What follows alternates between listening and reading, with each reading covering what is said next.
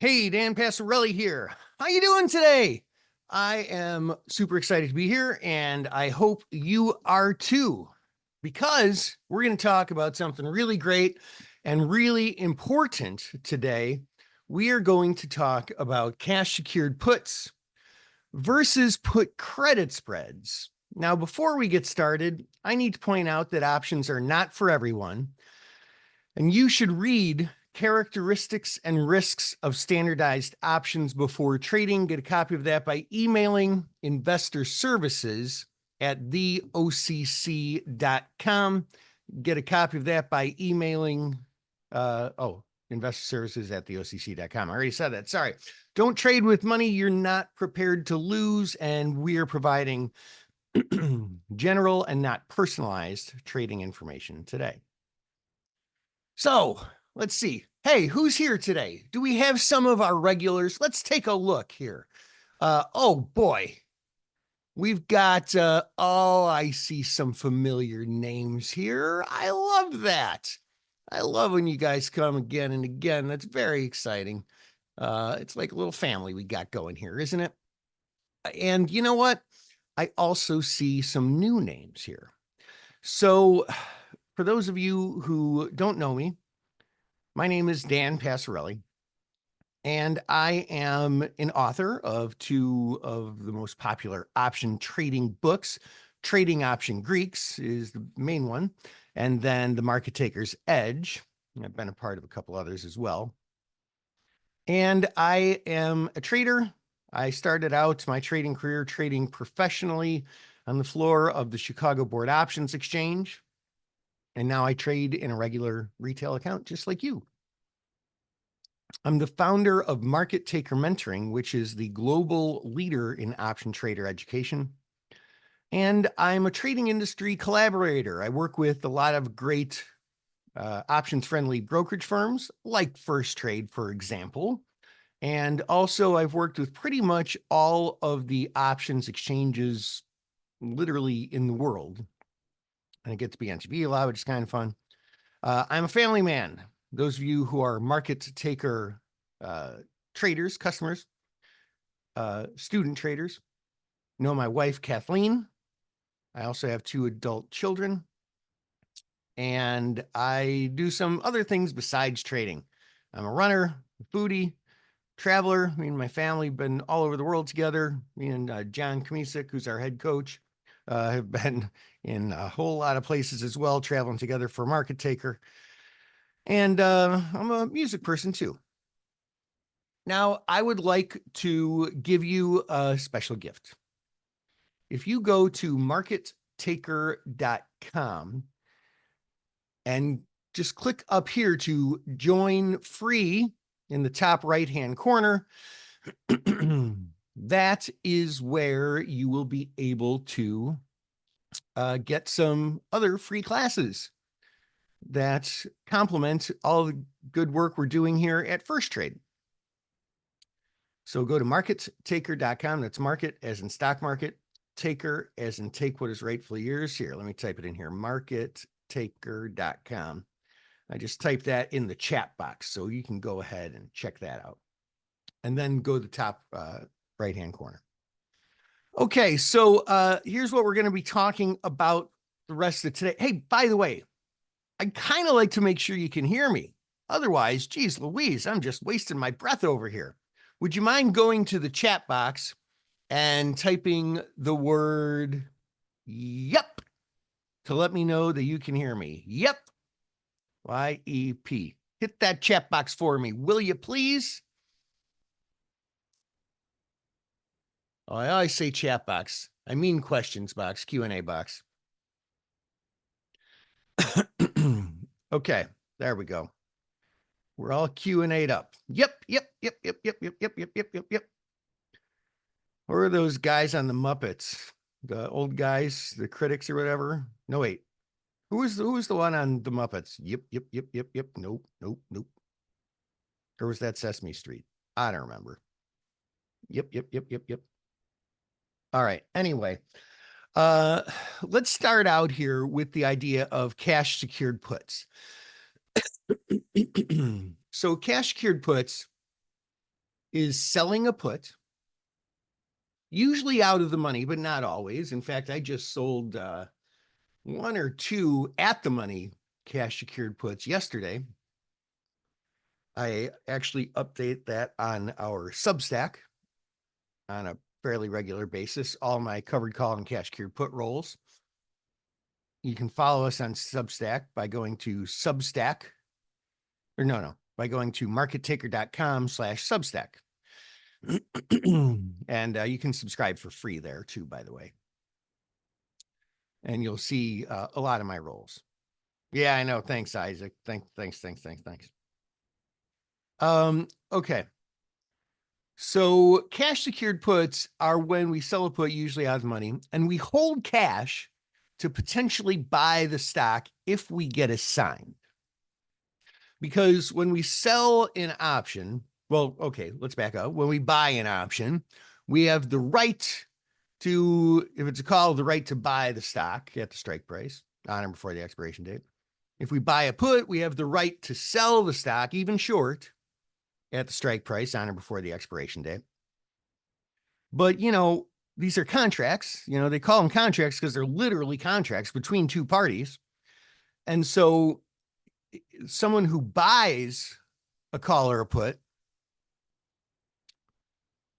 buys it from someone else. There's someone on the other side of that contract, and it's usually a market maker who then has a short position in that option. Now, we can sell options short as well, and that's what we're talking about here. We do that, of course, for the benefits of time decay and such. We'll talk more about all that in a minute. So if we sell a put, we have the obligation to buy the stock, because remember, someone has the right to sell it to us, so we have the obligation to buy it from that person at the strike price if we get assigned. So if we might have to buy the stock, well, stocks cost money, so we got to have money in our accounts to buy the stock with. So that's what a cash secured put is. Not a leveraged position, because the cash is there. So this is what this looks like. Say you log into your Firstrade account. You go to options, type in an option symbol, right underneath it, go to options chain. And maybe we're looking at these 320 puts. Okay, the stock is higher at the time, maybe it's at whatever, I don't know. Well, the way they separate this here on Firstrade is the in the money ones are in tan here and the out of the money ones are in yellow. So the stock is somewhere between 330 and 332 and a half. So we're selling this option that's, about 11 bucks or so out of the money. Why would we do it? Well, we do it because we think that the stock is not going to fall below 320.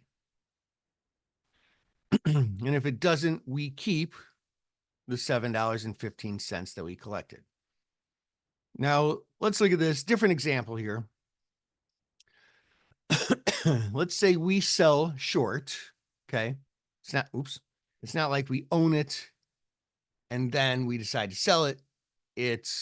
We have no position and we sell it short. We sell one of the December 75 strike puts at $1.50. Now let's say the stock is up at 77. We just think it's not going to fall more than $2. So, over the next week or two before expiration. So we collect $1.50. So here's how this works. As long as the stock stays above 75 between now and expiration, if we hold it all the way till expiration and it's above 75, the put expires and we get to keep the $1.50. Okay.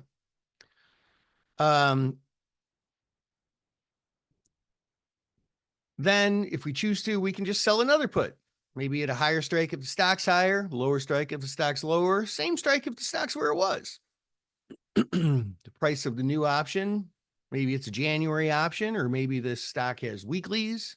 We just roll it out a week. I love doing weeklies myself. I usually sell 1 to 2 week options, sometimes 3-week ones. But what if the stock falls from 77 down below 75? Well, as you'll see, we might still have a winning trade. It depends on how far below the strike price it goes.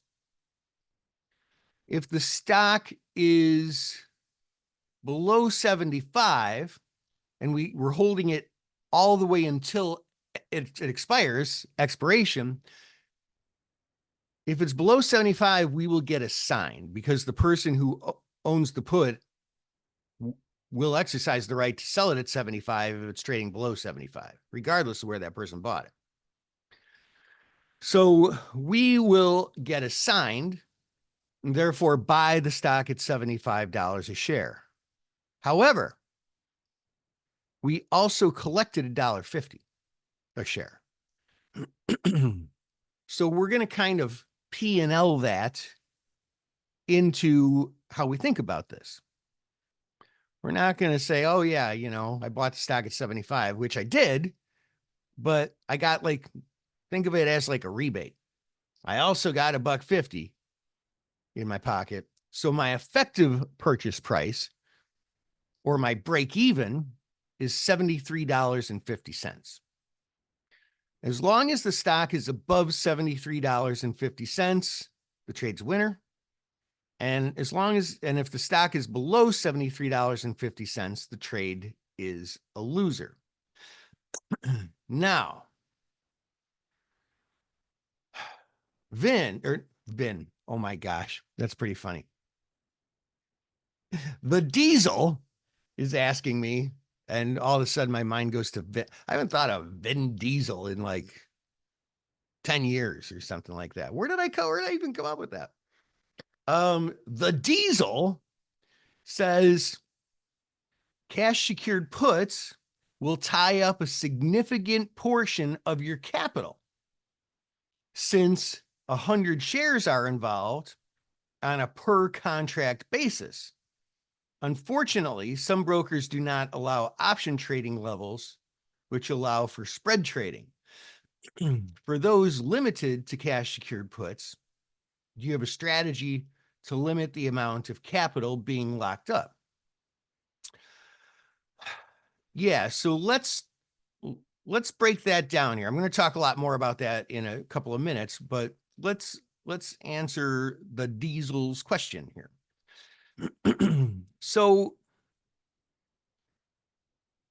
if you are using a broker that doesn't allow spreads, you know, your hands are a little bit tied. The Diesel, what broker are you talking about? What is the name of the broker that doesn't allow option trading levels, which allow for spread trading? Because, you know, you make a good point here. And actually, it's the point that I'm trying to make here as well, that depending on how you look at it, there's potentially a lot of risk here. If I effectively buy a stock at $73.50 and the stock goes to zero, I mean, I can lose a ton of money. I can lose $73.50 a share. On 100 lot, that's $7,350. With a spread, I can lose a lot less, as we'll see in a moment. So I would encourage you to,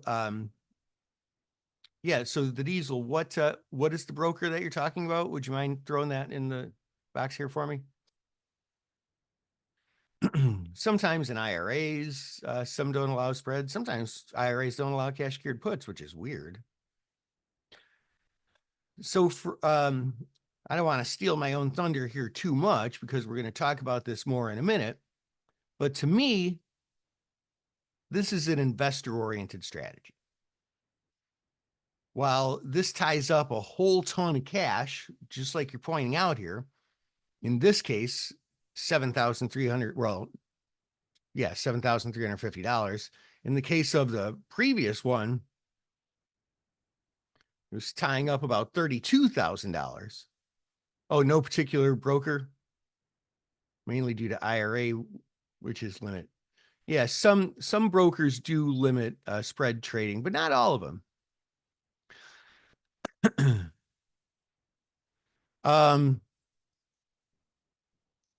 So if you're just trying to keep the premium, you're taking on a lot of risk. But I mean, have you ever bought a stock? Well, let's start with that question. Have you ever bought a stock? With the buy and hold strategy, and I'm talking IRAs right now. With the buy and hold strategy,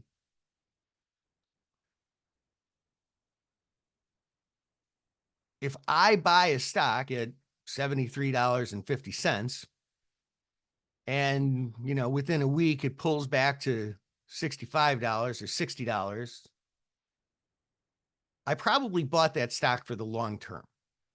And I don't really fret it that much. So when I do a cash secured put, I look at that cash as I'm buying the stock right now. The actual transaction doesn't take place until I get assigned, but that's how I think about it. I want to buy that stock. This cash is earmarked for it. Let's just pretend in my brain that I bought the stock. And most of the time when I sell a cash secured put, I want to buy the stock.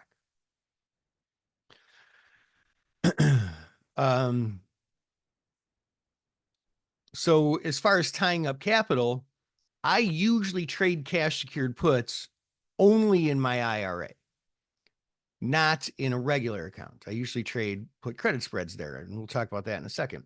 Now, the Diesel's other question is, do you have an IV and delta target in mind when making cash secured put and put credit spread trades? What are your favorite technical analysis tools when making these types of trades? Man, you're asking a lot of great questions. So I'm going to keep your question here and I'm going to answer parts of it right now and parts of it after I introduce put credit spreads. For cash secured puts, I prefer an overpriced IV. Now, for those of you who have studied implied volatility very astutely, you know that implied volatility is relative. If one stock has a 27 implied volatility, that could be very high for that stock. If a different stock has a 34 implied volatility, that could be very low for that stock. It depends where the implied volatility has been historically over the last 6 months, where historical volatility is today. So that's all relative. So what I will say is I prefer a high implied volatility on both cash secured puts and put credit spreads. Now, delta target, I never use a delta target. That is something that some people will use for back testing because that's the only way you can do it, because it's really hard to have support and resistance levels when it comes to back testing software. But it's kind of a bad way to select strike prices. With cash secured puts, this is what I do. I say, what price would I be happy buying this stock? And maybe that comes from an analyst recommendation or, you know, a service. There are, you know, my expertise is in option trading and options investing, not so much with fundamental stock analysis. And so just like you, I pay for services that can help me make money in the market. And there's one service that I pay for. I'm not going to mention the name of it, but they give me long-term stock investment picks, and they're very good. They go through the financial statements and they have real analysis, and they're very, very good. And I'll look at what price they recommended that, and I'll look at where the stock is, and I'll say, oh, well, I'm going to sell a strike price a little lower than where the stock is. So if it pulls back, I'll be able to get back in. And if it doesn't pull back, well, I get to keep the cash. Now, what is, and so the diesel, I'm going to leave your questions here because I'm going to answer the next parts of your question after I talk about credit spreads. But who can tell me this? What is one of the drawbacks potentially of cash secured, of cash secured puts? What is one of the drawbacks potentially of cash secured puts? Go on and hit that questions box. What is one of the drawbacks of cash secured puts? Anybody? Come on. Stock going to zero, says Isaac. Goncalo says infinite lost. And technically it's not infinite, but yes, you're right. It'll feel like an infinite loss if the stock goes all the way to zero. Yes. So the stock going to zero is kind of a problem. But if I buy a stock in my IRA for the long term, like, I buy Apple to hold for the next 10 years, that's a drawback too. Apple could go to zero, right? Remember, I'm only trading cash secured puts as an investment. And mainly I want to get assigned. So yeah, the stock going to zero would be a drawback, but I'm only doing this on good stocks that I want to own. And so it is literally the same risk as buying an investing stock.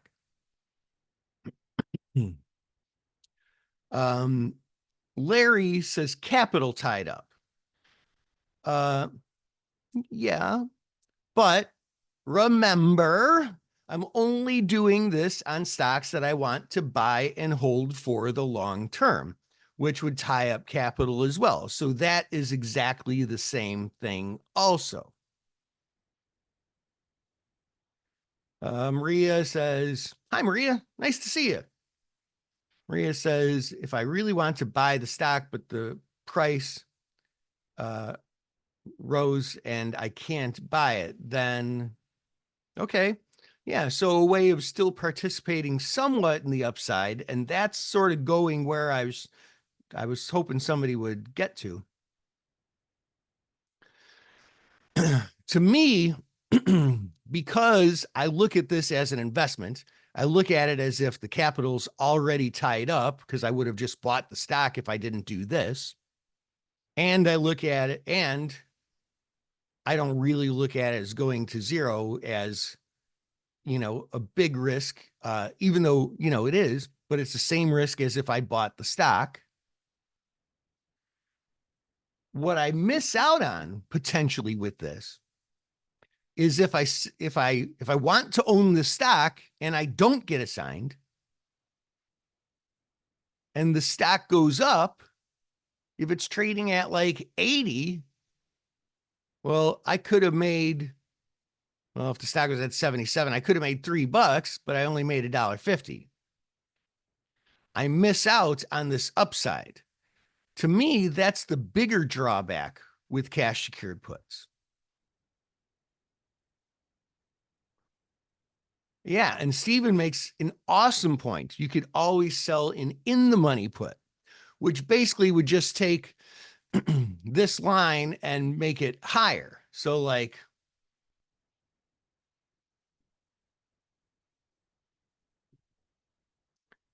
basically that would take this line, move the strike up to maybe like 80. And it would take this line and make it more something like this.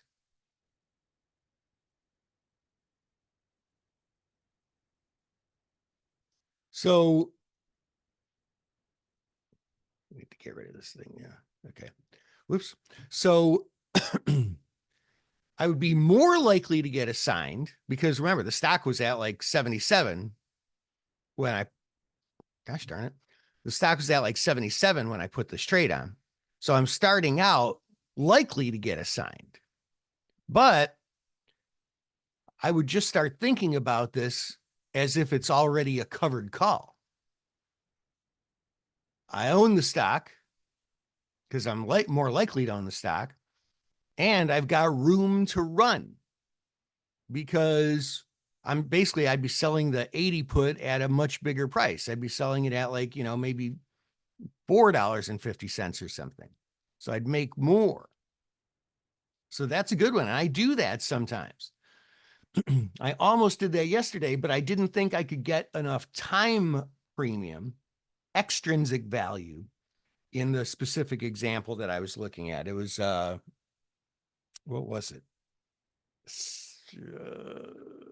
I know for sure I did it in RCL. If you go to my Substack, I kind of chronicle some of this a little bit. markettaker.com/Substack. The actual Substack is called Wealth Building with Options, or Building Wealth with Options. So yeah, I like that. Strategy to buy stocks when you want to own it at a discount. That's right. Isaac says, but you asked, what is the max risk? The answer is 0. Obviously, I didn't ask what is the max risk. My question specifically was worded, what is the biggest drawbacks? I didn't ask what the max risk is. I know what the max risk is. I mean, the max risk of walking across my cul-de-sac in the suburbs is I could get run over by a speeding truck. But there's not a lot of speeding trucks going down my suburban cul-de-sac. But that is the max risk. A greater risk is I could stub my toe. That's a more likely risk. That's a bigger drawback, or step on a nail or something. So the biggest drawback is that I miss out on the upside.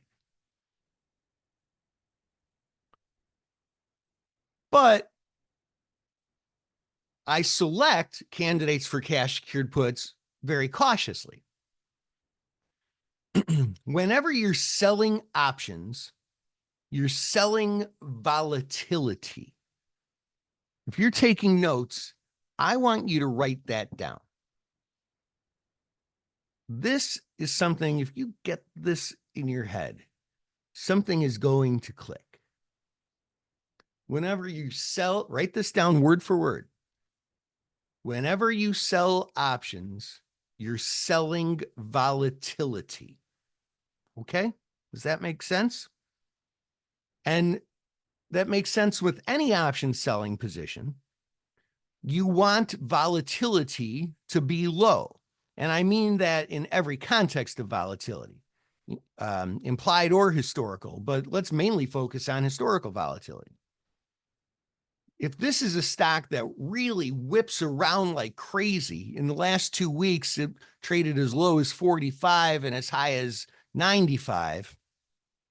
Selling this cash secured put at $1.50 is foolish.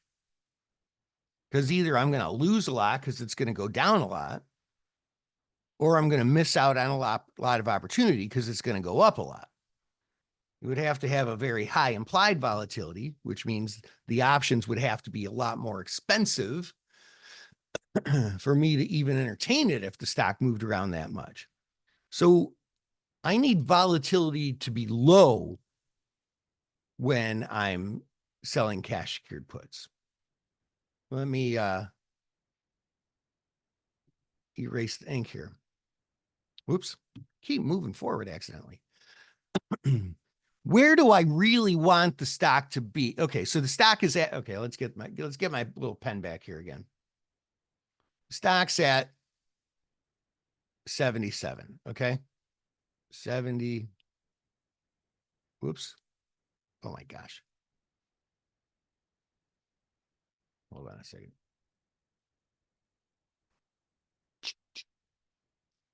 The stock is at 77. 77. Where do I want the stock to be if I make this trade? Where's my ideal range for the stock to be if I make this trade? Who can tell me that?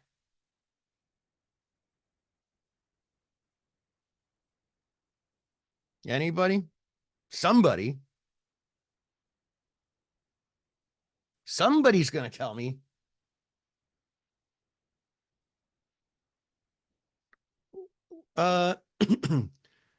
Well, I definitely don't want it to be below 73.50, right? So definitely the low end of the range is 73.50. Now, Maria is a thinking woman. She is very, very close, but we can be a little bit more generous than below 75, Maria, because if the stock is at 77 and it goes down to 75,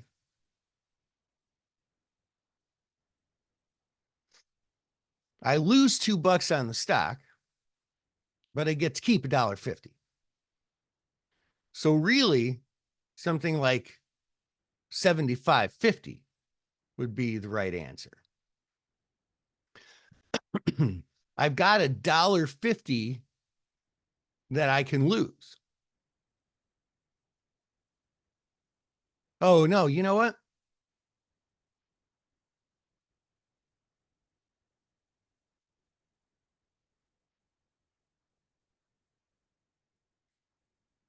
I'm sorry. Actually, 77 is probably a better answer. In fact, if it goes up to really 78.50, if you think about it, right?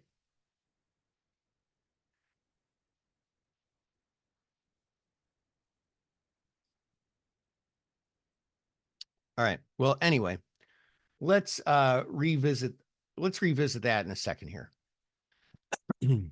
One thing I really don't like to do is start doing math live during presentations, because that's why I use PowerPoint slides. Okay, so anyway, you guys are doing great. You guys are really thinking about this, and I love that. There's a couple other questions here.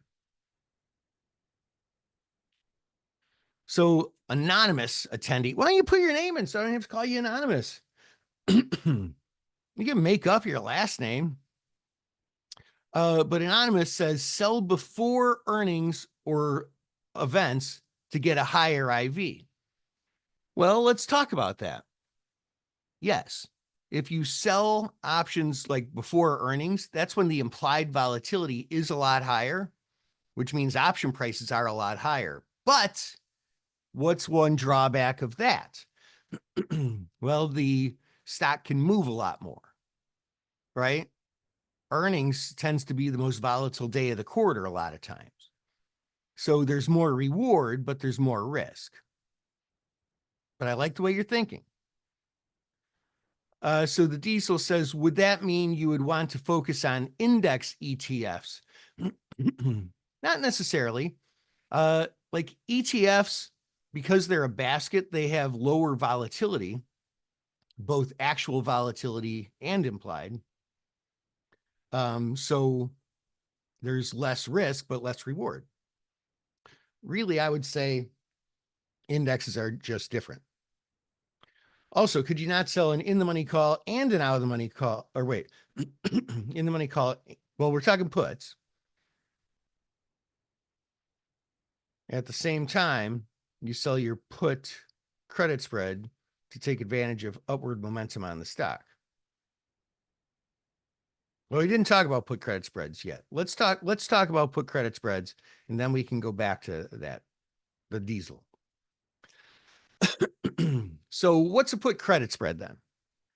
Well, that's selling a put usually out of the money. Okay, hold on. So far, exact same thing. But we're adding another component and taking away a different component. Right? we're not holding cash in case we get assigned. Instead, we're buying a lower strike put to protect us as a hedge in case the stock goes down too much. It's a very different way to look at it. This is more a trading strategy, not an investing strategy. Isaac says, your premise, whenever selling options, you are selling volatility. True? Yes. Decisive answer. That answer is yes. Okay. So let's take a look at an example. So we'll go with the same example that we were looking at on the other one in the option chain. This particular stock is at like 331 or something. I don't think it's going to go below 320, but I don't want to own the stock. I just think it's not going below 320. So what I do is I sell the 320 puts, but then I buy the 315 puts for protection. Okay. So I'm taking in less, I'm taking in much less, but I have a whole different risk reward profile here. Let's take a look. So in this example, we'll say the stock is at about 77 again. I've sold the 75 puts, bought the 70 puts at $1, well, 60, I guess, in this example. What if the stock stays above 75? Well, great. I get to keep the $1.60. Awesome. Then it expires and I could move on to the next trade. I could sell another put credit spread, same strikes, higher strikes if the stock's higher, lower strikes if the stock's lower. Doesn't matter. What if the stock is below 75 at expiration? I hold this all the way till expiration. Well, then I could get assigned. But if the stock is all the way below 70, if I get assigned and have to buy the stock at 75, I could exercise my 70 puts and sell the stock at 70. So I have no position, right? No position. And a max loss, a limited loss. Here, it's not that infinite, or, technically it's not infinite, but it feels like infinite loss, right? The stock goes all the way to zero. I don't care. Most I could lose is $3.40. Why?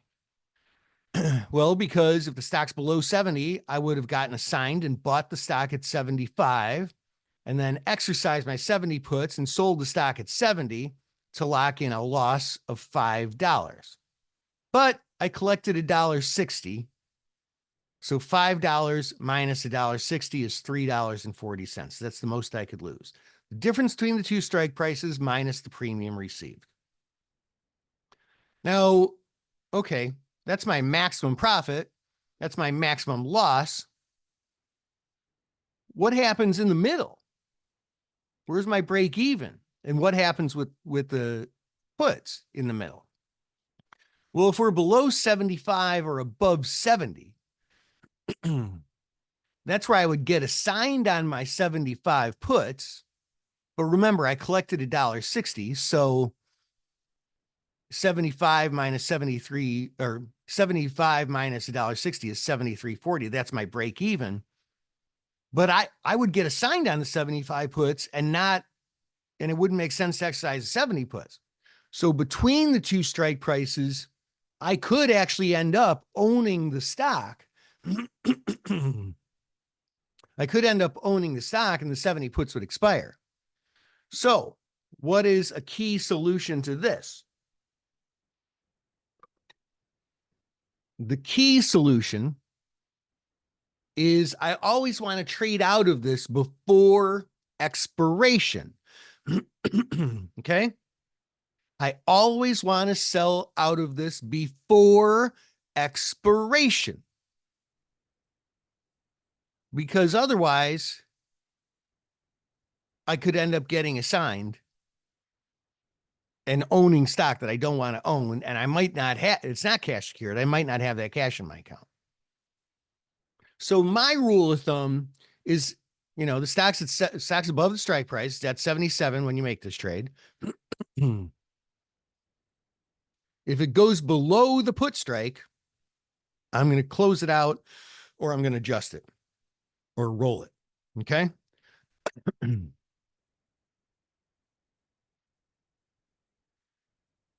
So there is how this works. So Isaac says, so explain to me. I can see Isaac is angry. I'm just kidding. I'm sure you're not angry. The answer being yes to the last question. If you're selling options, you're selling volatility. Won't you want a very high volatility so that you can collect a bigger premium since you're happy buying the stock in any event? No. I mean, maybe, but the big risk is I miss out on that upside. If the stock could go up 25 bucks and I'm collecting $1.50, I'm an idiot. Doesn't make any sense. If the stock could go down to, 50 and I'm selling this 75 strike at $1.50, I'm an idiot. Doesn't make any sense. I would need a much bigger volatility. We're talking about two different volatilities here, and we have to rectify them. Okay. How do I explain this?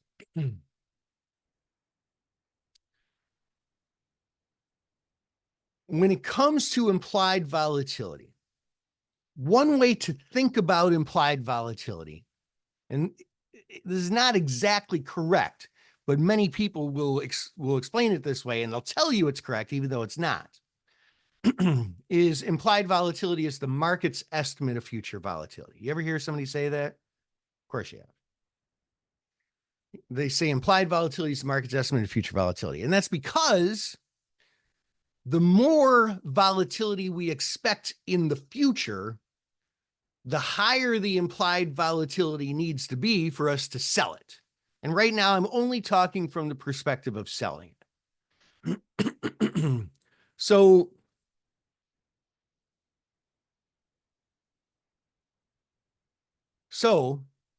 implied volatility, we do want that. We need that to be specifically higher than what we think future actual volatility will be. Okay. Remember, there's two types of volatility, and just saying very high volatility, it's like, well, very high what volatility, implied or historical? We need to sell implied volatility above where we think future historical volatility will be. If you do that, now you're trading with an edge. So on the one hand, yeah, okay, I see now where you're going with this. So he says, so that's my point. Selling a 75 put for $1.50 is stupid. Selling the 75 option for 15 bucks is great. I'm happy, not the opposite. Right. I know, I can tell you're happy. Yes, selling, yeah, if we are able to sell that 75 strike option for for 15 bucks or whatever, yeah, that is good, because then it can go up 15 bucks and we don't care. We're still happy. Right? Or if it goes down and we get assigned, we're buying that $75 stock for 60. And sure, okay, if it goes down to 50, okay, I bought it at a higher strike, but still, if you're going to work a limit order, yeah. I mean, I have done that with limit orders to buy stocks before. Hey, it's at 75, put in a limit order to buy it at 60. I get filled with a limit order to buy it at 60 and it goes to 50. Do I care? Probably not.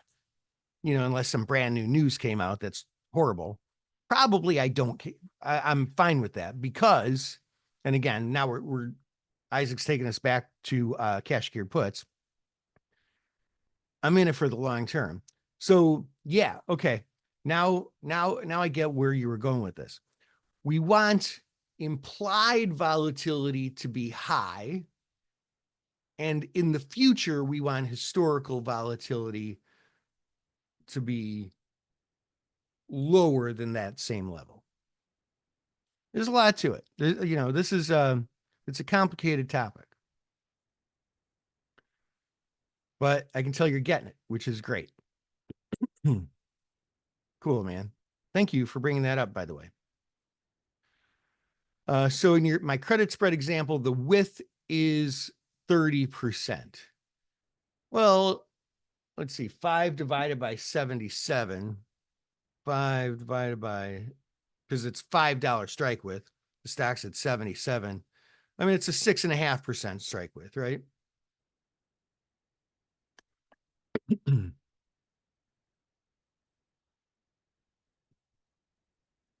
All right. You guys are asking great questions. Okay, so this is kind of the great debate. We've talked about some of these things already, but with cash secured puts, I make more if I don't do a spread because, in this cash secured put example, if we're above 320, I make 715. In this put credit spread example, if we're above 320, I only make $1.50. Okay, so is that bad? Well, I don't know. Let's see. Let's explore. We're not really thinking about this as a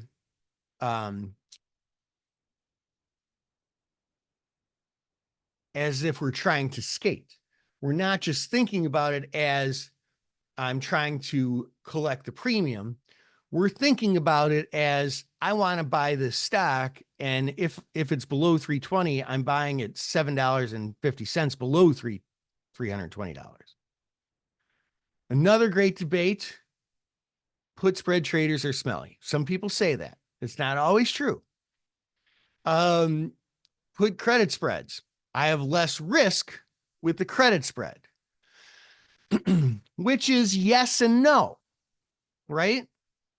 If the stock drops down to 50, yeah, I have way less risk with the put credit spread, right?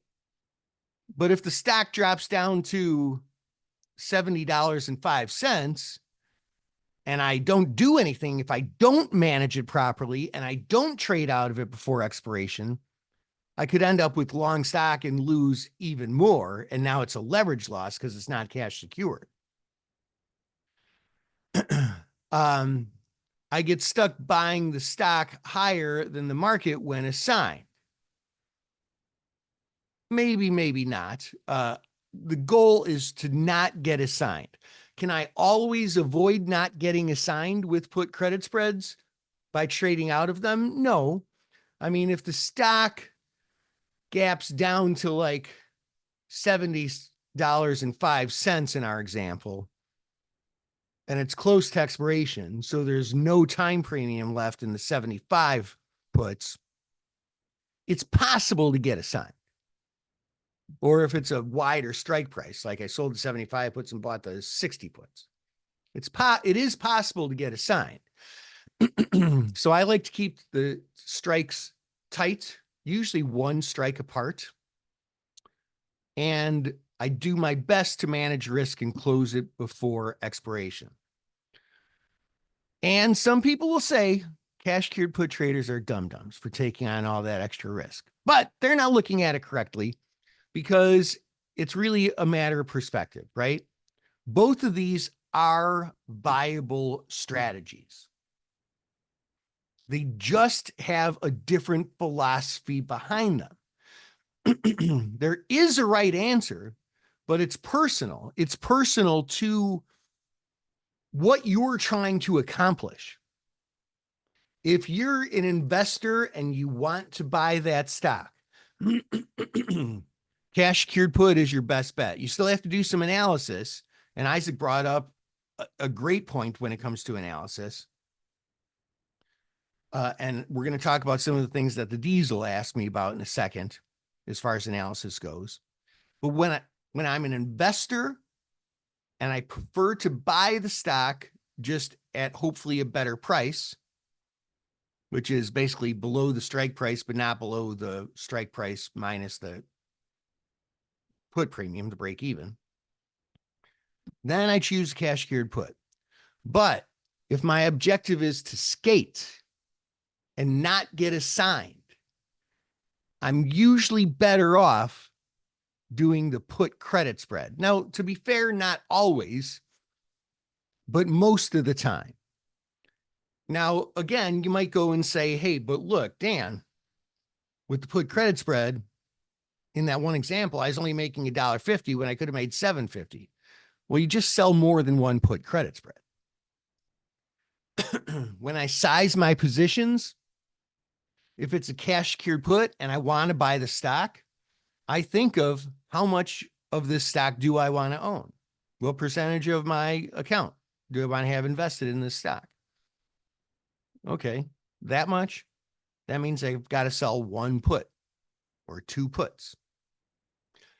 If I'm looking at the put credit spread and I think, yeah, I don't want to buy the stock, but I think we're going to stay above this because there's support. Okay, I can make $1.50 or $1.60, but I can lose $3.40. Okay. For this risk reward, how much risk am I willing to take on? Well, the most I'm willing to lose is $1,500. Okay, so maybe I sell like 5 of those spreads. Right? Then I can make $750 or so and lose $1,500 or so. Math's not exactly right, but you get the idea. Now, earlier, the Diesel asked an interesting couple of questions. What are your favorite technical analysis tools when making these types of trades? Well, for put credit spreads, it's definitely, absolutely support levels. I want to see support at or above the short strike. Or specifically, if I'm looking at a chart and I see support that I think is strong enough to hold, then I would select a strike at or below that support level. Okay.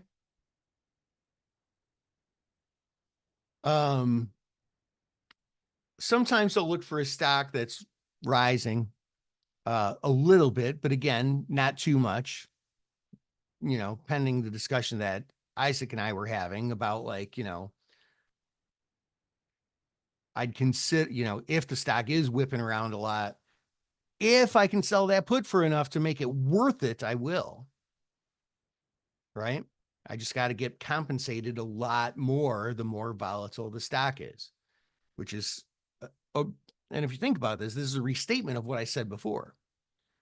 What I just said now is I would need to be compensated enough on the put premium to make up for how volatile the stock is. That's another way of saying I want the implied volatility of the put that I'm selling to be higher than what I think future historical volatility will be. Interesting, right?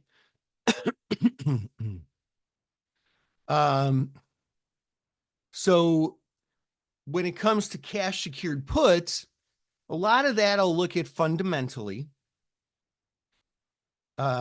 Is this a stock that I want to own based on, looking at their financial statements or what's going on in the news, or was this recommended or something like that? Is this a stock that I think will not go down a ton? So not go down far, far, far below my break even. And is this a stock that I think is going to zip up higher? I might just buy the stock if I think it's going to zip up higher and I'm willing to accept the risk. Or I might buy a call if the volatility is super cheap, just the opposite of what Isaac and I were talking about.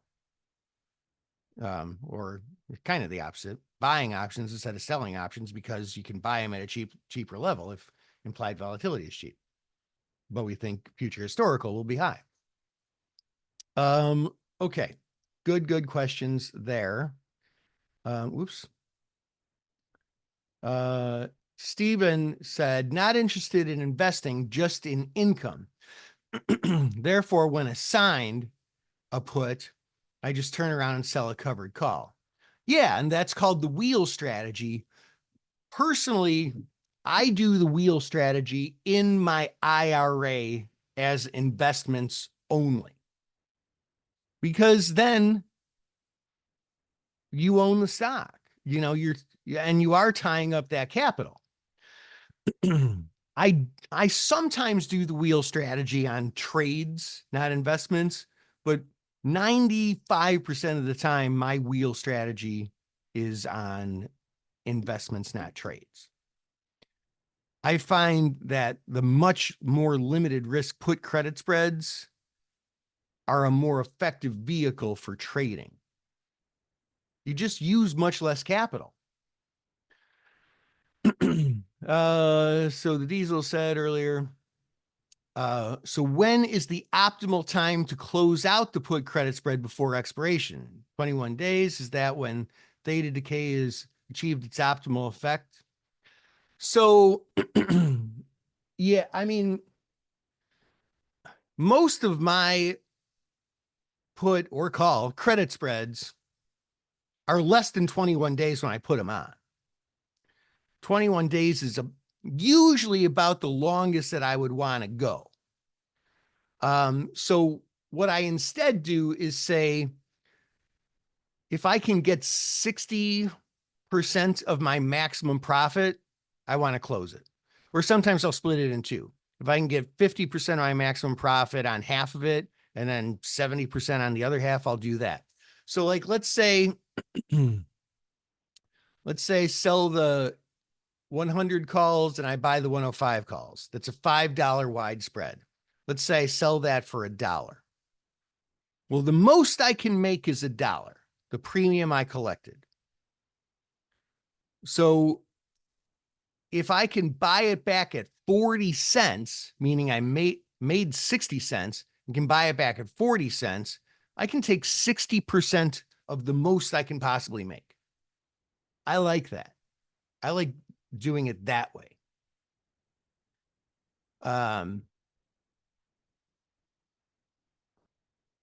All right. Hopefully that helps. I figured the wheel strategy would be mentioned eventually. Yeah. Steven said, agree. It must be a good stock. Yeah, it must be a good stock to do as, you know, I mean, as a trade or an investment, really, you know, the wheel. I've done, you know, I haven't done the wheel on a trade recently, but the ones that I have done it on were ones like I was talking about with Isaac earlier, where it does move a lot more, but it moves kind of in a range, you know, like it's at 60, it's at 40, it's at 61, it's at 39, it's at 60, it's at 40, you know, just like really wild in a range. And then the implied volatility is very big. Those are great for the wheel strategy for trades. All right. All right, Stephen, thanks for attending, my friend. And everyone else, thank you for attending. I love that I get to see so many familiar faces and names. Well, not faces, but names. You get to see my mug every week here. But thanks for attending again. I will see you next week. If you have some feedback, tell Firstrade that you like what you're learning here. And if you do. That being said, I will see you next week where we will talk about how to set up high probability option trades. Have a great rest of your day and trade smart.